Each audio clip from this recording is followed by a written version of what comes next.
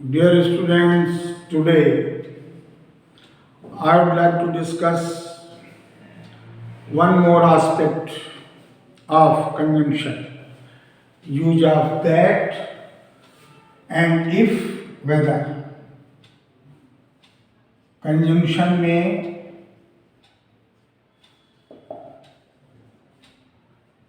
आप यूज देखेंगे, use of that and if या वेदर। इसका प्रयोग ध्यान से देखिए। एक्चुअली इनके प्रयोग किस तरीके से होते हैं, तो इंडक्टिव वे में आप देखें, पहले सेंटेंस और फिर उसके बाद उसका प्रयोग। I don't know, I do not know whether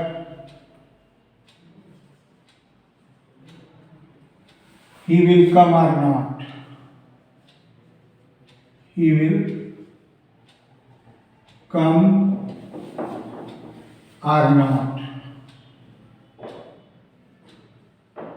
अब ये वाक्य में प्रयोग होगा। यहां पर वेदर आएगा तो आर कंजंक्शन। अब ये क्या कर रहा है, इसमें आप देखें कि जो वेदर का प्रयोग चाहे इफ का करो, इफ या वेदर एक ही बात है, तो इसमें आर नो या आर नॉट वेदर के साथ लगाना अनिवार्य है। और ये विकल्प बता रहा है, विकल्पा विधान कर रहा है।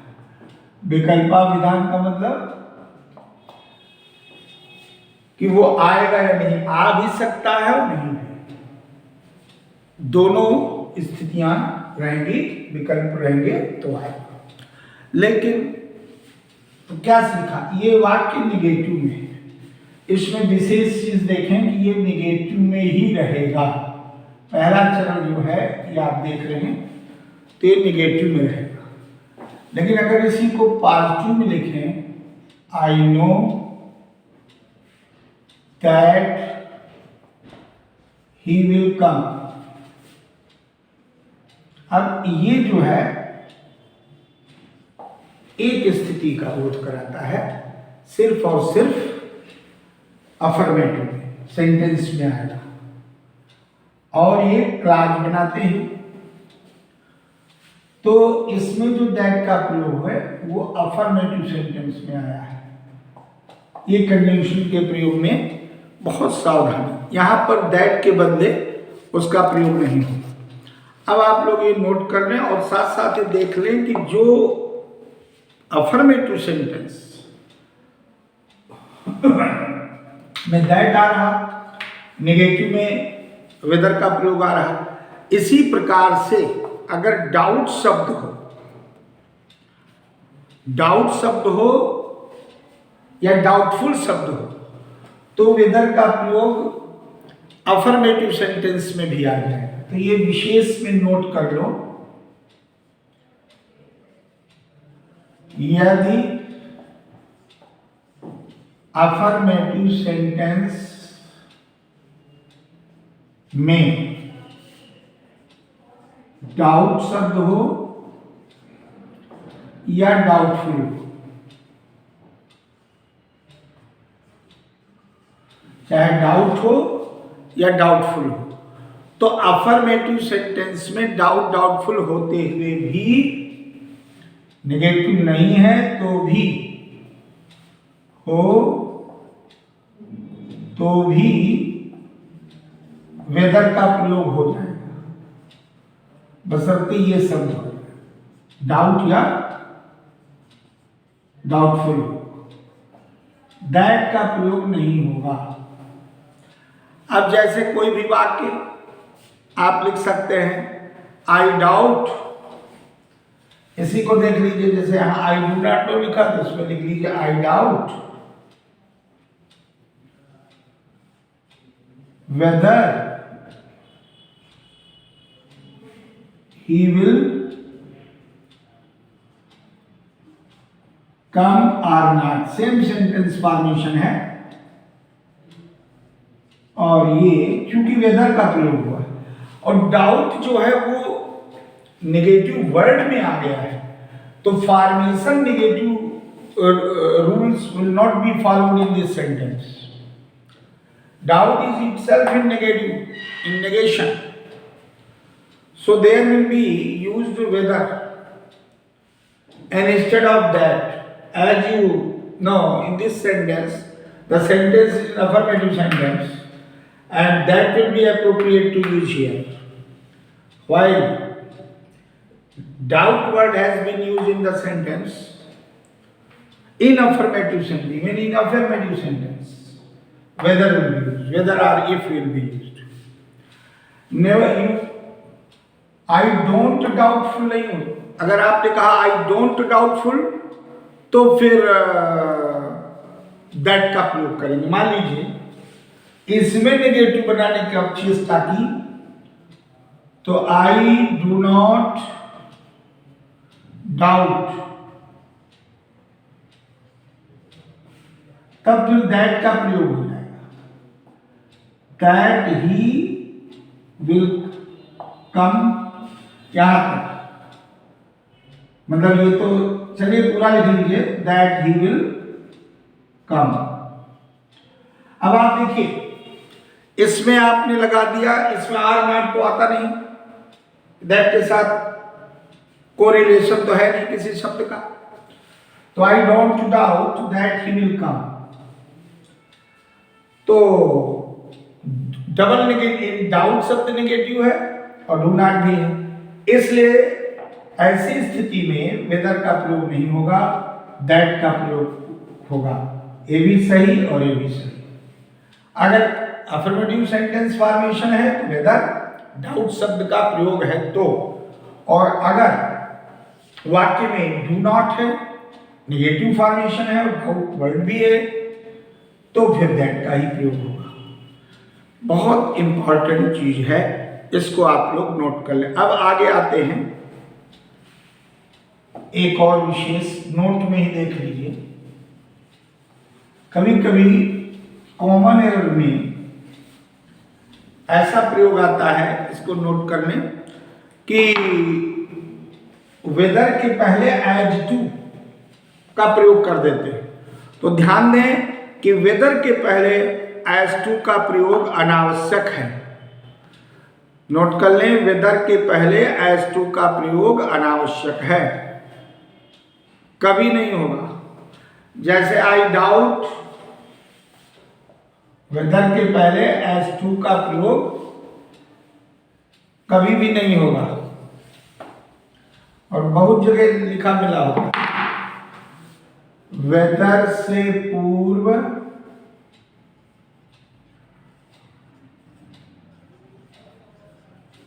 एज टू का प्रयोग ना करें,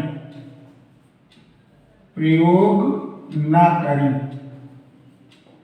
ये ध्यान रखिए. जैसे यही वाक्य बना दिया मैंने, आई डाउट, और उसके बाद यहां पर कर दिया I doubt as to whether he will come,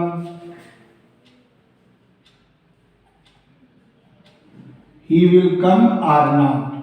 अब आप देखिए सारा फॉर्मेशन वो है कि इसमें जो एज टू आ गया वो सुपरफ्लूयस है और सुपरफ्लूयस इसका प्रयोग होता है, ये गलत है, इसलिए इससे बचे. एज टू का प्रयोग कदापि नहीं होगा. अच्छा, अब कंजंक्शन एक और महत्वपूर्ण प्रयोग देखें कि जब कंपैरिजन करते हैं तो कंजंक्शन में किस प्रकार से प्रयोग करते हैं, इसको जरा ध्यान से समझिएगा. एक होता है conjunction of comparison, conjunction of comparison. और कंजंक्शन ऑफ कंपैरिजन में देखें आप कि जो कंजंक्शन ऑफ कंपैरिजन होता है तुलना करने में संयोजक होता है।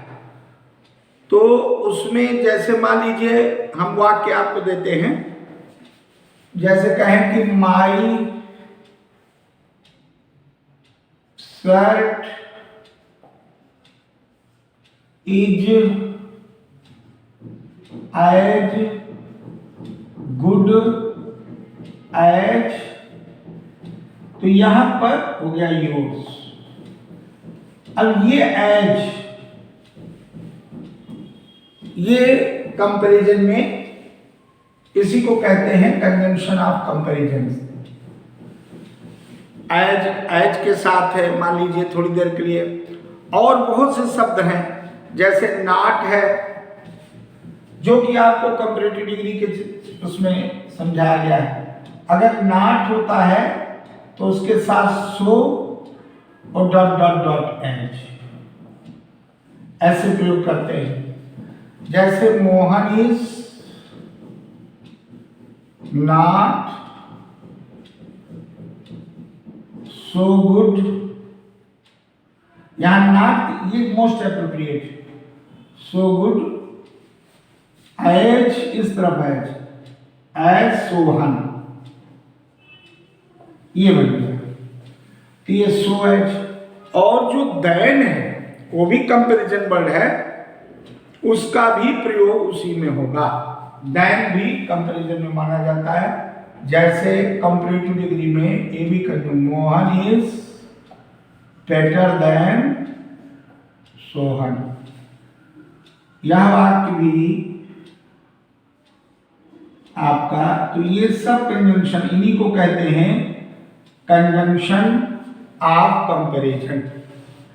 इनका प्रयोग जो आपने अभी ट्रांसफॉर्मेशन में देखा, किस प्रकार से डिग्री के परिवर्तन में इन्हीं का प्रयोग होता है, ये भी कंजंक्शन है।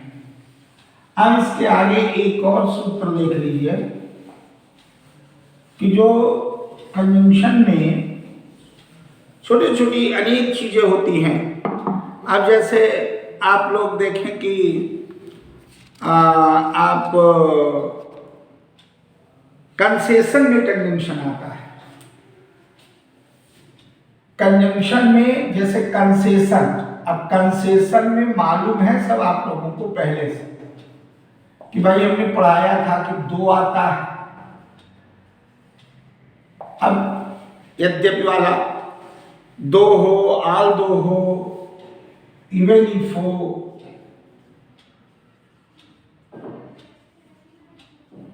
इवन इफ हो, ठीक है, इवन इफ चाहे के अर्थ में, और बहुत से शब्द है, how ever, what ever,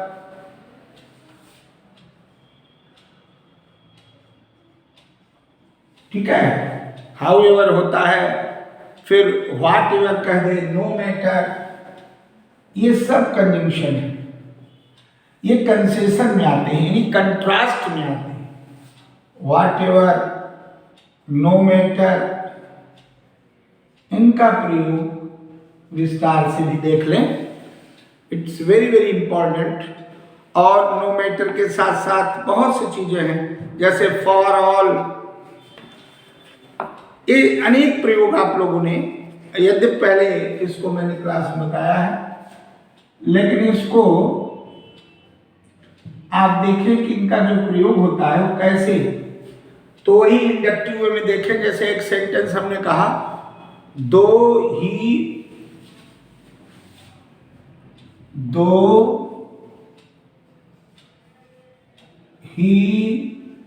is as black, और आगे कुछ जोड़ दिया, एज ब्लैक, दो ही इज ब्लैक,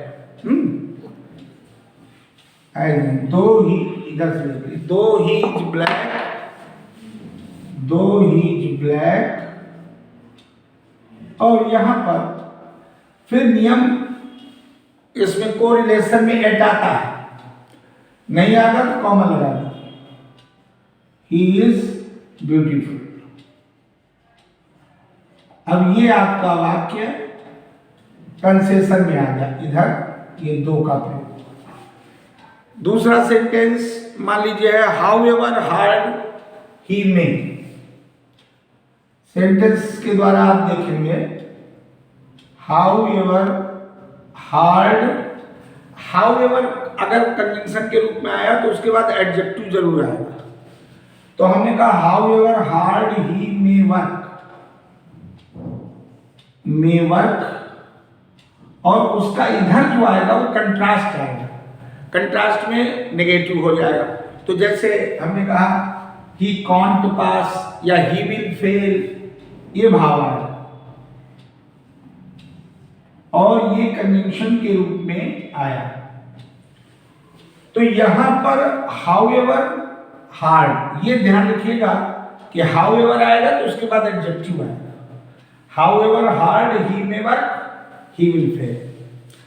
तो इसी प्रकार से, और जैसे आप लोगों ने इवन इफ लिखा, तो इसमें भी जैसे मैंने कहा आई मस्ट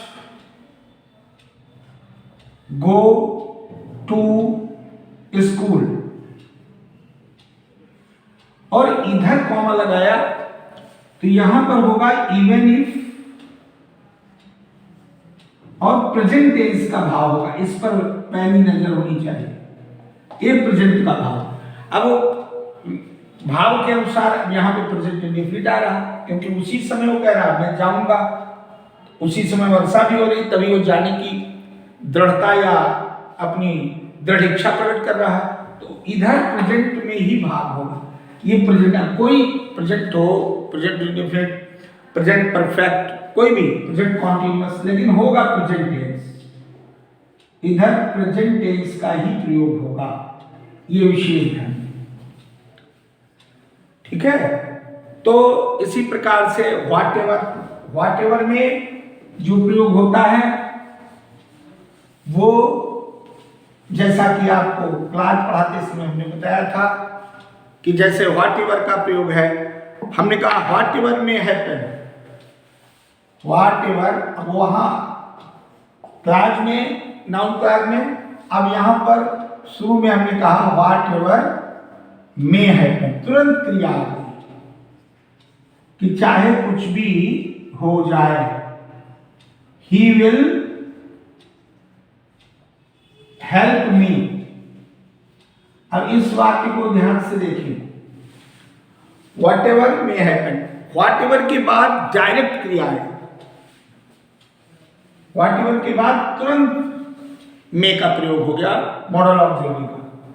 तो चाहे जो कुछ भी हो जाए, इसका भी हो जाए चाहे जो कुछ भी आए, जैसे इसमें चाहे, इसका अर्थ भी वही आएगा। यहां पर व्हाट एवर का, व्हाट एवर में हैपन का हो गया चाहे कुछ भी हो, वह मेरी मदद करेगा। तो कंट्रास्ट हो रहा, कंसेशन हो रहा, जितनी भी आपने लिस्ट बनाई है उसमें। अब जैसे एक हमने कहा नो मैटर, अब इस वाक्य को देखिए, नो मैटर माने कोई हर्ज नहीं, और उसके बाद हमने जोड़ दिया कॉमा लगा के व्हाट ही सेड, जो कुछ उसने कहा। बात को पूरी करने के लिए ये जोड़ रहे हैं आप लोग, इसको नोट करें, नो मैटर, फिर व्हाट ही सेड, और फिर हमने कहा, फिर बात उठ रहे नो वन केयर्ड। अब इसमें देखिए इस वाक्य को ध्यान से, नो मैटर कंजंक्शन के रूप में आया। कंजंक्शन, ये कंजंक्शन काहे के लिए है? परस्पर, कंट्रास्ट में परस्पर विरुद्ध तक, विरोधी स्थिति के लिए। कंसेशन कह लो, कंट्रास्ट कह लो, एक ही बात है। यहां पर इस सेंस में परस्पर विरोधी स्थिति प्रकट हो रही। इधर भी no matter what is said, no one care, कोई बात नहीं, जो कुछ भी कहता है उसकी कोई परवाह नहीं करता। तो जिसमें भी आ रहा, एक वाक्य के खंड में बात जो कही जा रही है, दूसरे खंड में उसको, उसका विपरीत कथन प्रस्तुत किया जा रहा है। तो जितने भी इस प्रकार से होंगे, अब जैसे हमने कहा फॉर ऑल यू में से, यहां पे देखें फॉर ऑल यू में से, अब यहां पे देखिए फॉर ऑल यू में से, और उसके बाद हमने कहा he is not wise, he is not wise. अब इस वाक्य में फॉर ऑल कंजंक्शन के रूप, यानी उसको, अब उसके लिए कुछ भी तुम कह सकते हो, वो बुद्धिमान है, मतलब चाहे कुछ भी तुम कहो, चाहे कुछ भी, सब में चाहे कुछ भी, यहां भी वही आया, चाहे कुछ भी।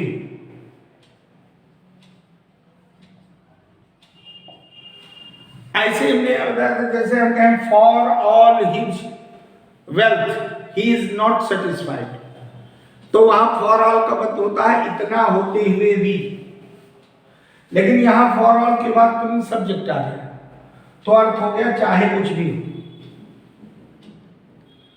भाव वही है, चाहे कुछ भी हो, धन होते हुए भी वो संतुष्ट नहीं है, लेकिन यहां पर फॉर ऑल यू में से फॉर ऑल और उसके बाद तुरंत सब्जेक्ट आया है, ये सब्जेक्ट आया है।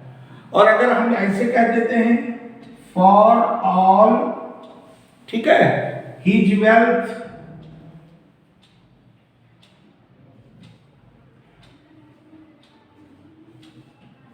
तो यहां देखिए बात आ गया इतना धन होते हुए, और फिर आगे आपने लगा दिया ही इज माइजर, आया कंट्रास्ट का भाव, तो ऐसे for all his wealth he is माइजर, यहां भी भाव आ गया, लेकिन ये नहीं आया कि चाहे कुछ भी हो, इसमें आ गया उसके पास इतना धन होते हुए भी वो कंजूस है कंट्रास्ट। तो जब फॉर ऑल के बाद सब्जेक्ट आएगा तो चाहे कुछ भी अर्थ होगा।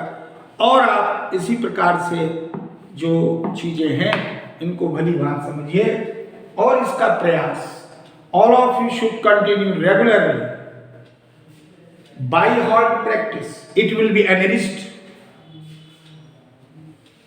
Okay, thank you.